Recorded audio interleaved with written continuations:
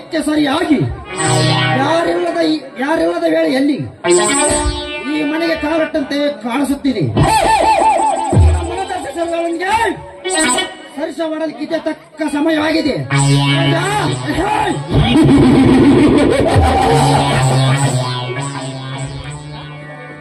ಸದ್ದಿಲ್ಲದಂತೆ ನನ್ನ ಮನ ಕದ್ದು ಮತ್ತೊಬ್ಬರ ಮನೆಗೆ ಸೊಸೆಯಾಗಿ ಬಂದಿರುವ ಸರೋಜ, ಏನೇ ನಿನ್ನ ರೂಪ ಲಾವಣ್ಯ, ಸುರಲೋಕದ ಸುಂದರಿಯನ್ನು ನಾಚಿಸುವಂತ ಸೌಂದರ್ಯವತಿ ಯಾರು? ಈ ನರಕ ಕೊಂಡದಂತ ಮನೆಗೆ ಕಳಿಸಿ ತಪ್ಪು ಮಾಡಿದ್ದಾನೆ ಆ ಬ್ರಹ್ಮದ.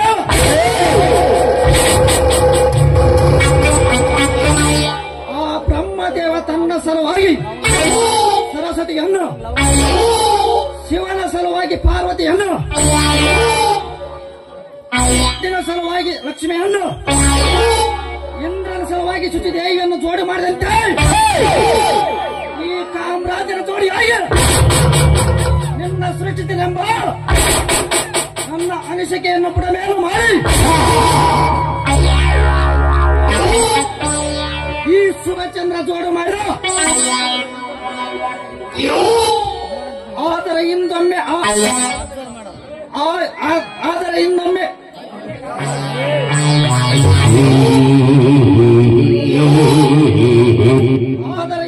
ಕಣ್ಣಲ್ಲಿ ಕಾಮ ಬಾಣ ಹಾರಿಸಿದ ಪರಿಸಂದಿಗೆ ಈ ಮನೆಗೆ ಬಂದಿರ ಏನಾಗಲಿದೆಯೋ ನೋಡಬೇಡ.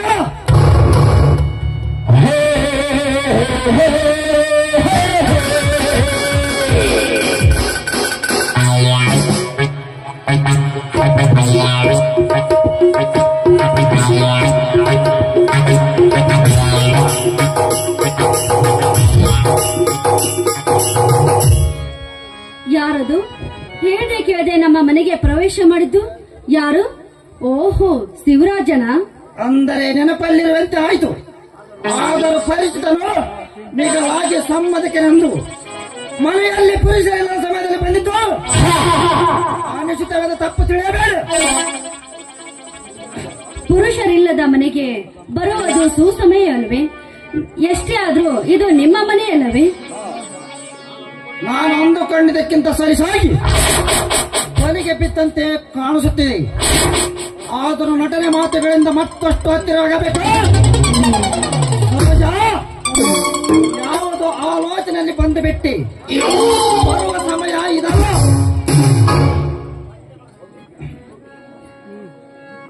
ನಿಲ್ಲು ನನ್ನ ಮನಗಂಡ ಮನ್ಮಥ ರಾಜ. ಸಮಯ ಸಾಧಿಸಿ ಮನೆಗೆ ಪ್ರವೇಶಿಸಿ ಈ ನನ್ನ ಮನದೊಳಗೆ ಪ್ರವೇಶಿಸಿ ಮಾಡದೆ ಹೋದ್ರೆ ಹೇಗೆ? ಅಂದರೆ ನಿಮ್ಮ ಮಾತಿನ ಅರ್ಥ? ಶಿವರಾಜ, ಎಲ್ಲವೂ ಅರಿತು ಮತ್ತೆ ನಟನೆ ಮಾಡಿದೆ ನೋಡಿ. ಕಲಿತ ಹೆಣ್ಣಿಗೆ, ಈ ಮಾಡದ ಹುಡುಗಿಗೆ ತಕ್ಕವನಲ್ಲ ನನ್ನ ಗಂಡ. ಮದುವೆಗೆ ಮೊದಲೇ ನಿಮ್ಮನ್ನು ಆಸೆ ಪಟ್ಟಿದ್ದೆ. ನಾನು ನಿಮ್ಮನ್ನೇ ಮದುವೆ ಆಗಬೇಕಂತ ಮಾಡಿದ್ದೆ. ಆದ್ರೇನು ಮಾಡುವುದು? ನಿಮ್ಮ ಗುರುತು ಪರಿಚಯವಿಲ್ಲದೆ ಮನೆಯವರಿಗೆ ಹೆದರಿ ನಾನು ಹಾಗೆ ಬಿಟ್ಟು ಬಿಟ್ಟಿದ್ದೆ. ಹಾ, ಈಗಲಾದ್ರೂ ಕಾಲ ಮಿಂಚಿಲ್ಲ. ನೀವು ಒಪ್ಪಿಕೊಂಡ್ರೆ ಸಿಂಹಾಸನದ ಮೇಲೆ ಕುಳಿತುಕೊಳ್ಳುವಿರಿ. ಬೇಡ ಸರೋಜ, ಸುಭಾಚಂದ್ರ ನನ್ನ ತಮ್ಮನ ಹೆಂಡತಿನ ಮೋಸಿ ಸಮಾಜದಲ್ಲಿ ಪಾಪಿ ಎಂಬ ನಿಂದನೆಗೆ ಗುರಿಯಾಗಲಾರೆ. ಮೇಲಿರುವ ನಿನ್ನ ಆಸೆ ಬಿಟ್ಟಾಗ ಪಾಪ ಪುಣ್ಯ ಎಲ್ಲಿದೆ ರಾಜ? ಪಾಪ ಪುಣ್ಯದ ಕೆಲಸ ನೋಡಿ. ಆದ್ರೆ ಆ ಪುಣ್ಯದ ಲೆಕ್ಕದ ಬಗ್ಗೆ ನೀವು ಆಲೋಚಿಸಬೇಡಿ. ಯಾಕೆಂದ್ರೆ ಈ ಸಮಾಜದಲ್ಲಿ ಗಂಡನಿಲ್ಲದಾಗ ಆ ಮಿಂಡನೊಂದಿಗೆ ಸರಸವಾಡುವ ಎಷ್ಟು ಗಂಡಸರಿಲ್ಲ ಈ ಸಮಾಜದಲ್ಲಿ. ಅಂದಾಗ ನೀವು ನನ್ನೊಂದಿಗೆ ಸರಸವಾಡಿದ್ರೆ ತಪ್ಪೇನು? ಈ ನಿನ್ನ ಒತ್ತಾಯದ ಒಲಿಗೆ ಒಪ್ಪಿಗೆ ನೀಡಬೇಕೆನ್ನುವ ಅಂದರೆ ನನ್ನ ಒಪ್ಪಿಗೆ ಪಡೆದು ಸುಖ ಕೊಡುವೆ ಅನ್ನೋರ? ನೋಡಿ ರಾಜ, ಅದನ್ನೆಲ್ಲ ನಿಮ್ಮ ತಲೆಯಿಂದ ವಿಚಾರವನ್ನು ಬಿಟ್ಟ ನನ್ನ ತೋಳದ ಮಂಚನದಲ್ಲಿ ಬನ್ನಿಗೆಯಾಗು ಬಾ ನನ್ನ ರಾಜ. ಸರೋಜ, ಇದೇನು ನಿನ್ನ ಗಂಡ ಇತ್ತ ಕಡೆ ಬರ್ತಿದ್ದಾನಲ್ಲ, ಈಗೇನು ಮಾಡೋದು?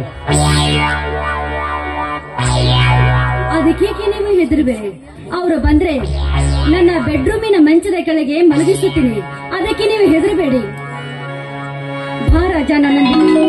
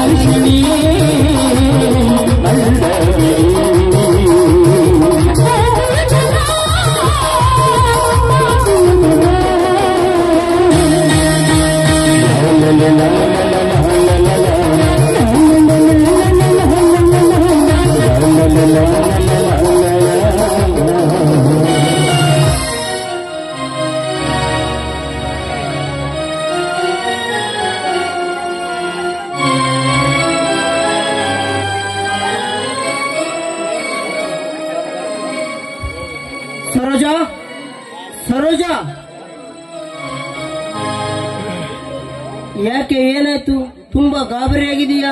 ತುಂಬಾ ಬೇಗುತ್ತಿರುವಲ್ಲ, ಏನಾಯ್ತು ಕಣೆ? ಅಯ್ಯೋ ಏನಿಲ್ಲ ರೀ, ಅಡಿಗೆ ಮನೆಯಲ್ಲಿ ಕೆಲಸ ಮಾಡುತ್ತಿದ್ದೆ, ಕರೆಂಟ್ ಹೋಗಿಬಿಡ್ತು. ಹಾಲು ತರುವಷ್ಟರಲ್ಲಿ ಅದಕ್ಕೆ ತುಂಬಾ ಬೆವರು ಬಂದು ಬಿಡ್ತ್ರಿ. ಅಲ್ಲ ರೀ, ಏನೋ ಕೆಲಸ ಇದೆ ಅಂತ ಹೇಳಿ ಹೋಗಿ ನೀವು ಬೇಗನೆ ಬಂದ್ಬಿಟ್ರಲ್ಲ, ಯಾಕೆ? ಏನು ಮಾಡೋದು ಸರೋಜಾ, ನಾನು ಹೋಗಿದ್ದ ಆಫೀಸರ್ ಇವತ್ತು ರಜೆ ಮೇಲೆ ಇದ್ದಾರಂತೆ. ಅದಕ್ಕೆ ನನ್ನ ಹೆಂಡತಿಯ ಜೊತೆಯಲ್ಲಿ ಓಡೋಣ ಅಂತ ಬರುವಾಗ ಅಣ್ಣ ಫೋನ್ ಮಾಡಿ ತೋಟಕ್ಕೆ ಊಟ ತಗೊಂಡು ಬಂದ, ಅದಕ್ಕೆ ಬಂದೆ. ಹೌದಾ? ಹಾಗಾದ್ರೆ ಈಗಲೇ ಊಟದ ಬಾಕ್ಸ್ ಅನ್ನು ರೆಡಿ ಮಾಡ್ತೀನಿ, ಓಕೆ? ಅಲ್ವೇ ಅಲ್ವೇ ಊಟ ಅಂದ ತಕ್ಷಣ ಬಾಕ್ಸ್ ರೆಡಿ ಮಾಡಿನಂದ್ರೆ ಹೇಗೆ? ಸ್ವಲ್ಪ ನಿನ್ನ ಗಂಡನ ಬಗ್ಗೆ ವಿಚಾರ ಮಾಡಬಾರದೆ? ಏನ್ರಿ ನಿಮ್ಮ ಬಗ್ಗೆ ವಿಚಾರ ಮಾಡೋದು? ಈಗ ತಾನೇ 15 ನಿಮಿಷದ ಹಿಂದೆ ನಿಮಗೆ ಬೇಕಾದಷ್ಟು ಮುತ್ತನ್ನು ಕೊಟ್ಟು ಕಳಿಸಿದೆ, ಈಗ ನಿಮಗೆ ಮತ್ತೆ ಮುತ್ತು ಬೇಕಾ? ಲೇ, ನನ್ನ ಹೆಂಡತಿನ ಅಪ್ಪಿ ಮುದ್ದಾಡಕ ಒತ್ತು ಗೊತ್ತಿನ ಪರಿವಾರಕ್ಕೆ ಸುಮ್ಮನೆ ಬಾರೆ, ನನ್ನ ಮನ ಕತ್ತರಿವೆ. ಆಯ್ತು ರೀ, ನಿಮ್ಮ ಆಸೆನೇ ನನ್ನ ಆಸೆ.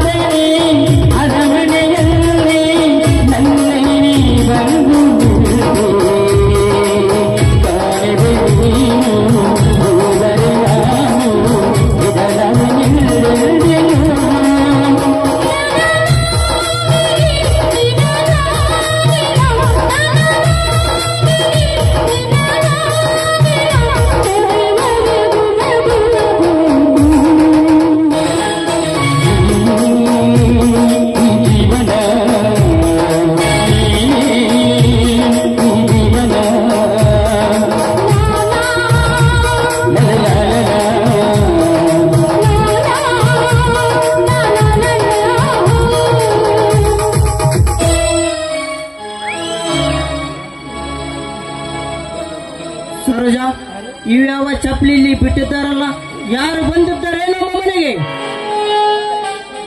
ಈ ಚಪ್ಪಲಿ ಯಾವ್ದಂದ್ರೆ ನನಗೆ ಗೊತ್ತಿಲ್ಲ. ಮತ್ತ ಕಾರ್ತಿಕ್ ಹೋದ್ನಲ್ಲ, ಅವನೇನಾದ್ರೂ ಬಿಟ್ಟು ಹೋಗಿದ್ದಾನೇನು? ಕಾರ್ತಿಕನ ಚಪ್ಪಲಿ ನನಗ ಗೊತ್ತಿಲ್ಲವೇ? ಹೋಗಲಿ ಬಿಡು, ಯಾರು ಬಂದಿದ್ದಾರೆ ನಿನಗ ಗೊತ್ತಿಲ್ಲವೆಂದರೆ ಏನು ಮಾಡೋದಕ್ಕೆ ಆಗುತ್ತದೆ. ಸರಿ, ಮನೆ ಕಡೆ ಹುಷಾರ್. ಆಯ್ತು ರೀ. ಹಬ್ಬ, ಈಗ ಬಚಾವಾಗಿ ಬಿಟ್ಟ. ಎಲ್ಲಿ ನಾನು ಅನುಮಾನ ಪಡ್ತಾನೋ ಅಂತ ತಿಳ್ಕೊಂಡು ಬಿಟ್ಟಿದ್ದೆ. ಶಿವು, ಏ ಶಿವು!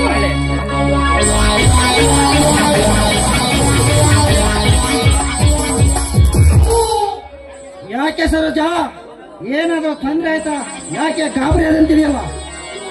ಅಯ್ಯೋ ಅಲ್ಲ ರೀ, ನೀವು ಈ ಚಪ್ಪಲಿಯನ್ನು ಇಲ್ಲಿ ಬಿಟ್ಟು ಹೋಗಿದ್ದಾರಲ್ಲ, ನಾ ನಿಮ್ಮದೇ ಅಂತ ಗಮನಿಸಲಿಲ್ಲ. ಹೇಗೋ ಏನೋ ನನ್ನ ಪತಿದೇವರು ಅನುಮಾನ ಪಡಲಿಲ್ಲ, ನಾನು ಬಚಾವಾದೆ. ಇಲ್ಲ ಅಂದ್ರೆ ಮುಗಿದು ಹೋಗಿತ್ತು ನನ್ನ ಕತೆ. ಅಯ್ಯೋ ತಟ್ಟಿ, ನಿನ್ನ ಗಂಡ ಆಗಲೇ ಹೊರಟುಗಳಲ್ಲ, ಮತ್ತೇಕೆ ತಲೆಬಿಸಿ? ಸ್ವಲ್ಪ ಹೊತ್ತು ಇದ್ದು ಹೋಗತ್ತಿರ ಸರೋಜಾ. ಅಯ್ಯೋ ದೇವ್ರೆ, ಗಂಡನಿಗೆ ಬೇಡವಾದ್ರ ಮೇಲೆ ಇನ್ನು ನನ್ನ ಮೈದುನ ವಿಶ್ವ ಅವನಿಗೇನಾದ್ರೂ ಈ ವಿಷಯ ಗೊತ್ತಾಗಿ ಬಿಟ್ರೆ ಮುಗಿದು ಹೋಗುತ್ತದೆ ನನ್ನ ಕತೆ. ಬೇಡ, ಈಗ ನೀವು ಹೋಗಿ, ನಾನು ಫೋನ್ ಮಾಡ್ತೀನಿ. ನಾಳೆ ಬೃಂದಾವನ ಸಮಯಕ್ಕೆ ಬಂದ್ಬಿಡಿ, ಮತ್ತೆ ಆಗುತ್ತಿಲ್ಲ.